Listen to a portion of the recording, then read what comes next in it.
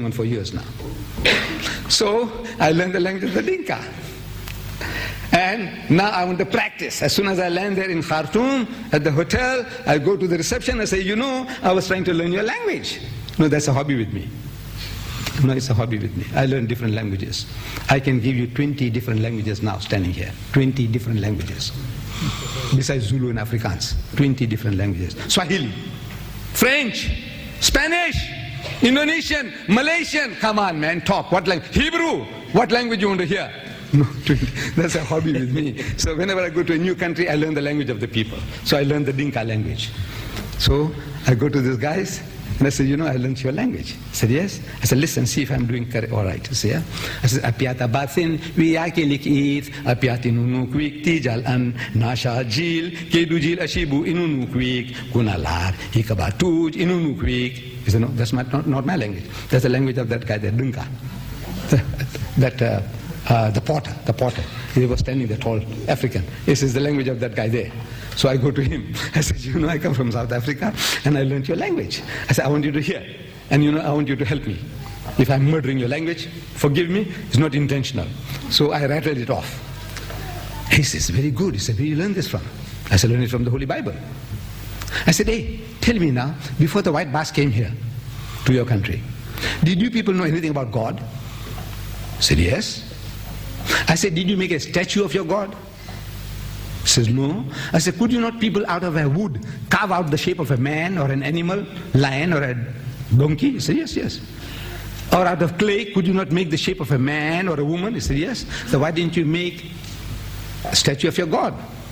He says, how, sir? How can you make a statue of God? He is Nihalik. I said, what is Nihalik? What is Nihalik? In your language. He said, it means light. How can you make a statue of light? You know what he's telling me? He's telling me, Allahu nur samawati wal ard. Allah is the light of the heavens and the earth. He's telling me in his own language that he is light. How can you make a statue of light? I say, he's a Muslim. And we say, he's a kafir. No, it's a sickness, man. Learn to find common grounds. Talk to the people, man. What is this concept? And you find that he's talking what you want to tell him. He's telling you, Allahu nur samawati wal ard. You should have gone and told him that that is what the Quran says, that he is the light of the heavens and the earth. This nihalik in his language is nur. I says, you see, there is the African, to me, the African, almost every tribe that I know, south of the Zambezi, not a single tribe made images of their gods. Not a single tribe. As such, they were better than the Jews. The Jews, after hundreds of prophets coming to them, they were warned again and again that thy God is a jealous God. He shall have no other gods before him, not even the likeness of the things on earth, or in the heavens above, or in the waters beneath the sea. For he says, my name is, I am a jealous God. I shall have no other God before me. Yet they made the golden calf. The Jews. The Africans, they made no images, no statues of their gods. They are nearer to Islam than any other people, Allah. But I don't know, we are so blind, we can't see it. Talk to them, man, talk to them. Show the common grounds. That this is the same God. We want you to go back to the same concept that you had before the white bass came, before he twisted your brains. Go back, and by going back, you're going forward. Yes, my son. Assalamu alaikum, Mr. Diaz. I believe the Pope is arriving soon to South Africa. Are you prepared to meet him? I'll be very happy. I had sent a letter to him that, Your Holiness, you're talking about a dialogue. You know, he's talking about dialogues. He went to Turkey, he said we must have a dialogue with the Muslims. When he went to Nigeria, he said we must have a dialogue with the Muslims. When he went to Kenya, he said we must have a dialogue with the Muslims. He went to Morocco, he said we must have a dialogue with the Muslims. I said, come, Your Holiness, let us have a dialogue. That's a big story. That's another big story. No. Also in this book, inshallah, in September, when I return from England, I might deliver a lecture on this book. Islam's answer to the Pope's pious pronouncements. There'll be a lecture, inshallah, in this hall. You know? He's talking about dialogue here in this book as well.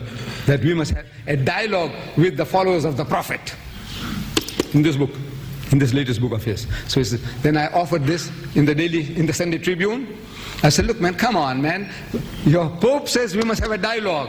And I'm looking for a bishop or an archbishop of the Roman Catholic Church or the Anglican Church or the DRC. Come and let us have a dialogue.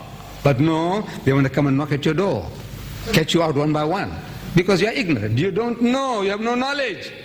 You want to push things down your throat. I said, come and talk, man. I can get 40,000 people in the King's Park. Is that King's Park? 40,000 Hindus, Muslims, and Christians and Jews, 40,000 people at my expense. Come and talk to them. You want a dialogue? Come and let's have a dialogue in public. They're silent as church mice. Namaste, Mr. Didat. Nice to meet you. My name is Diamond Lal. I'm from USA. And I would like to ask you a couple of questions, sir. Not couple, only one. One, okay. You said that the Lord Almighty is in everything within the cosmos. He permeates. Heaven, it permeates permeates everything. Does He also permits in the fear within the cosmic too? Does He permits there in the?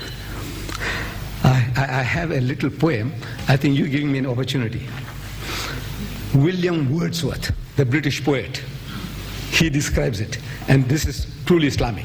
William Wordsworth, he says in his Tintern Abbey, his book of poetry called Tintern Abbey, he says about God, whose dwelling is the light of setting suns, and the round ocean and the living air, and in the blue sky and in the mind of man, a motion and a spirit that impels all thinking things, all objects of all thought, and rolls through all things.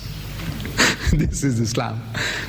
It happens to be William Wordsworth who said it, but it's fitting. It's describing what I wanted to say. And what you're asking is, his dwelling is the light of setting sun. He doesn't reside there. He's not located there. But figuratively, his dwelling is the light of setting suns, and the round ocean, and the living air, and in the blue sky, and in the mind of man, a motion and a spirit that impels all thinking things, all objects of all thought, and rolls through all things. I think he describes it beautifully. Yes, this is the last question. Yeah, and after that, I'll ask my sisters for that 100 rand. I don't want to take it back with me. I want to give to somebody that 100 rand. You see, for 2 reasons why a Muslim is not likely to have this book. 2 reasons why a Muslim is not likely to have this book, the Pope's book. 2 reasons. No, please, no, please. Please, my brothers, please, you'll forgive me. Please, this is the last question. I mentioned this is the last question. Please. All good things have an end. Otherwise we can carry on till midnight. Yes, my Yeah, Mr. Didat, like, in South Africa, like in countries like America, those countries that are highly industrializing, we find that the rate of unemployment, increases, and that it results in a high rate of crime, poverty, diseases, all those things, as we find it happening in South Africa.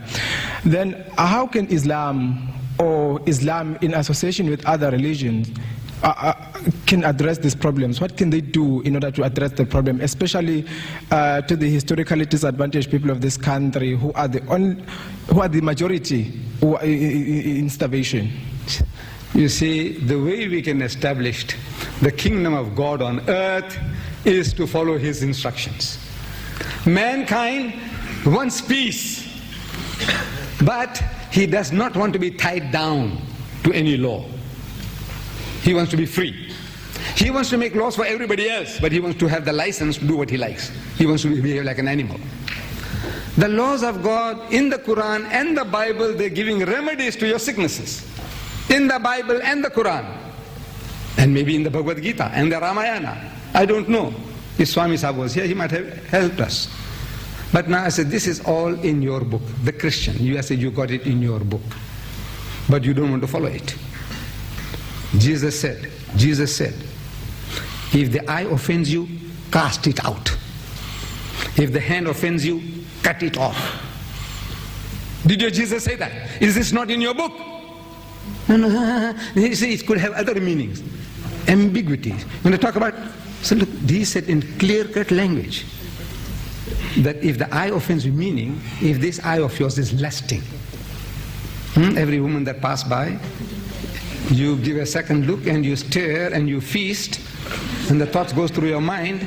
Jesus said you are already guilty of adultery. He said, it has been said by them of old time, thou shalt not commit adultery. But I say unto you, whosoever looketh upon a woman to lust after her had committed adultery with her already.